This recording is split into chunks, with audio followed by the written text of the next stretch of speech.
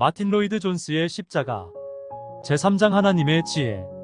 출애굽기를 읽으시거나 이집트에서 종살이하던 이스라엘 백성들에 대한 이야기를 읽어보십시오.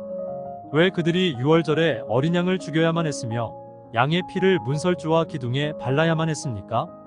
바로 이것이 십자가에 달려 죽으신 그리스도에 대한 예언입니다.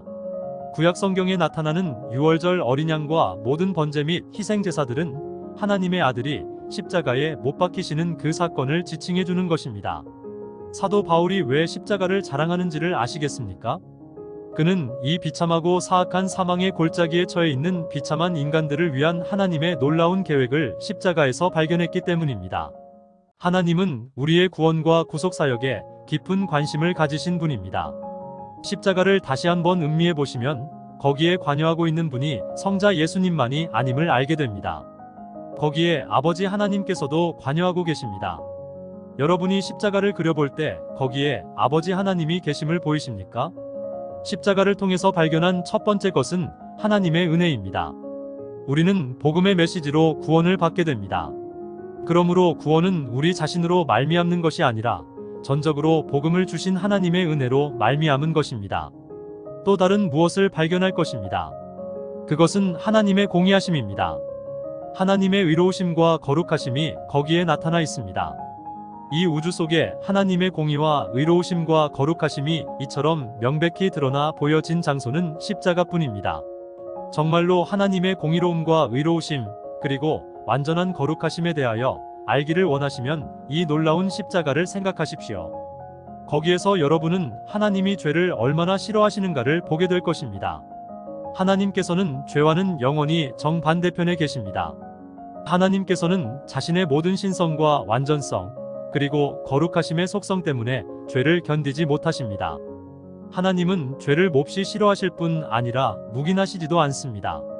죄와는 타협을 불허하시는 하나님입니다. 그러므로 하나님께서는 죄를 형벌하셔야만 합니다.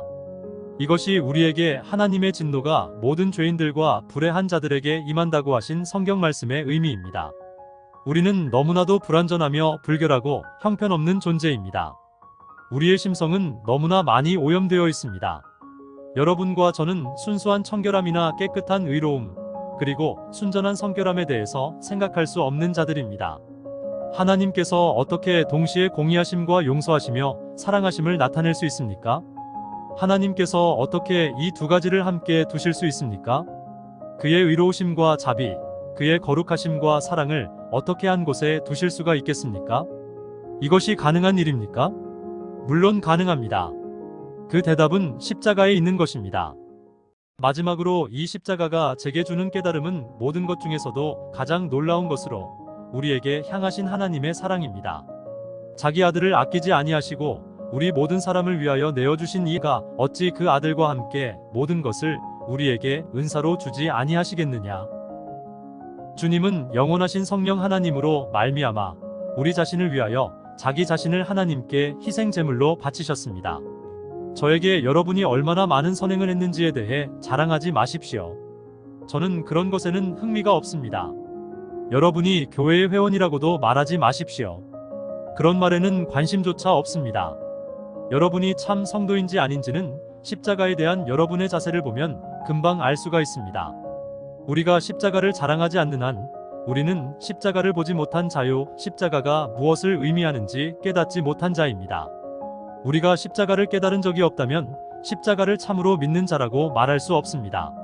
십자가를 참으로 믿지 않으면 우리는 아직도 죄 가운데 거하고 있는 것이며 훗날 심판을 받아 지옥으로 가게 되는 멸망을 자처하는 것입니다.